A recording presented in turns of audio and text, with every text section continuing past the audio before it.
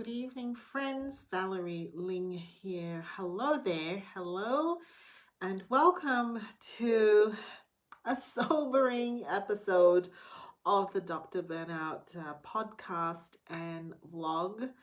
Given that in our fair state of New South Wales, Australia, in Sydney, we have been given the very sobering news by our health professionals and our Premier that our lockdown is being extended.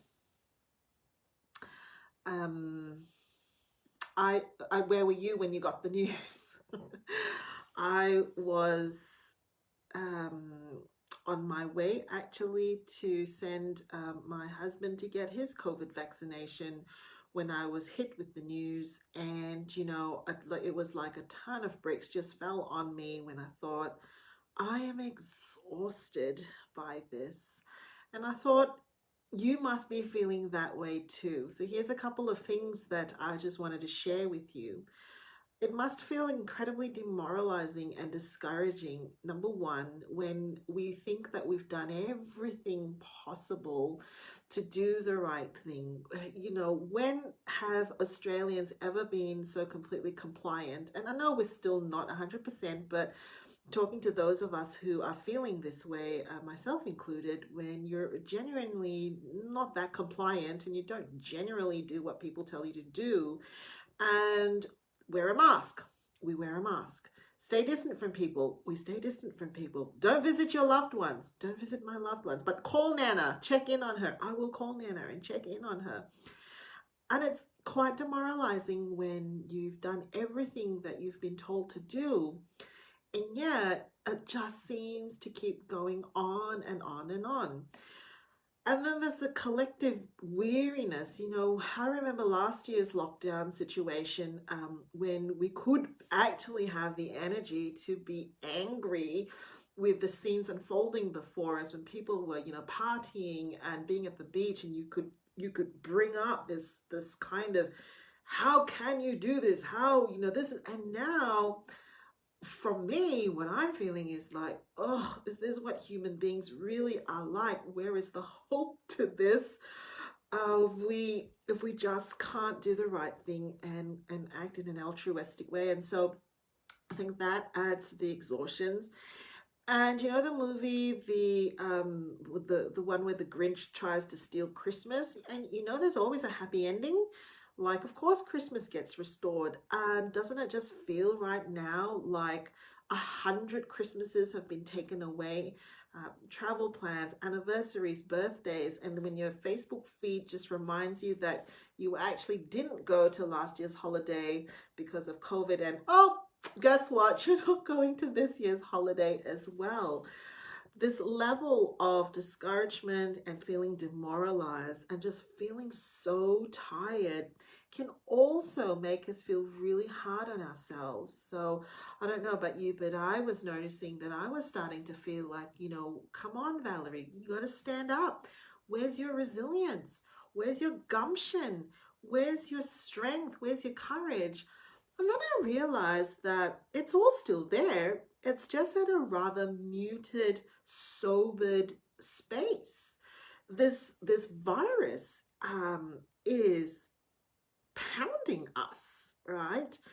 And it is sobering that we have thought that we're clever and advanced and all of these things, and it's got us. It's got us. When the Premier or the health person said that we were 9% vaccinated, and I actually knew the statistics because I had looked at it last week. 9% vaccinated in Australia. I thought, what? How can this be? How can this be? This virus is beating us. So here's the little message, and it is little because it's what I've got. It's all I've got, and I'm giving it out today. It's okay to feel like you don't actually have the conviction, the gumption, the passion, the fire to go boom, boom, boom, boom, right? That was last year. We thought that we would be in a different space this year. Maybe not normal, maybe not back to what COVID was before, but maybe we had hoped that somehow the tail of this disease and this virus, would come to a point where there was a logic, a predictability that we could somehow forecast things on. And you know what? It is okay to look at it and feel like, man, that is not in fact the case. I think resilience at this point doesn't necessarily look victorious or triumphant or energetic. It might simply mean actually going through grief, allowing ourselves to feel the sorrow and the grief, and to lament, and to be, to be sad and to be discouraged. These are human emotions that are perfectly acceptable. We don't want to dam them up and not express them. I've been talking a lot in my family, in my own life, and in my practice for having hopeful spaces and a menu of hopeful choices at the moment. And they need to be small and manageable. They need to be there. A hopeful choice is being able to say that, well, for whatever is left in my tank right now, and for whatever I feel that I can do right now, I can be grateful for the things that are just around me. I'm so thankful that I live in a country that has, still has beautiful weather, even though I can't really go out there and enjoy it in fullness. I'm really thankful for having people who are genuinely kind and genuinely sincere, and I know them. Those masses that I see out there, I don't know them, but these people that I see and I talk to, they're real, and I'm so grateful to have them. So, head for some hopeful spaces. A hopeful choice could also be sitting out in the sun, and that's really, really important right now, to grab those moments of sunshine where and whenever you can. A hopeful space and a hopeful choice and option right now is to be able to actually fill up your kitchen and your pantry with food that is just pleasant and joyful and nourishing, and things that really, we're right now really enjoying reliving memories, because we're spending so much time at home at the moment.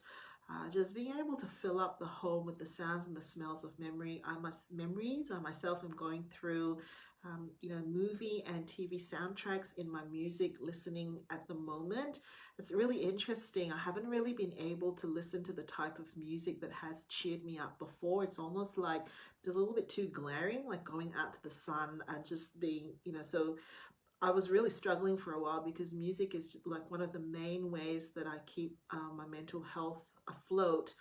And I just didn't want to listen to those soundtracks anymore, and had to really find something different. Look at some photographs. That's another hopeful choice and option you can have. Not the ones of maybe the holidays gone past. It might be really lovely to look back at, family, like, have a look at pictures of your grandma, your grandpa, your mom, your dad, the old ones, the ones that were printed out, just being able to flip and remember and laugh and love and feel that warmth. That's another hopeful space and a hopeful option. So it's really simple things now, really, really simple things. And there's nothing to feel ashamed about, because this is a tough time. And tough times just mean that it will take us a while. Sometimes we'll be down, sometimes we'll be up, sometimes we'll be flat. That's all normal for now. Imagine what it must be like to run a marathon with no finish line. I suspect that people who run marathons, marathon is 40 kilometers, know where the finish line is. They've been really practiced at it. They've pretty much got an idea of what that average time is going to be to get to that finish line.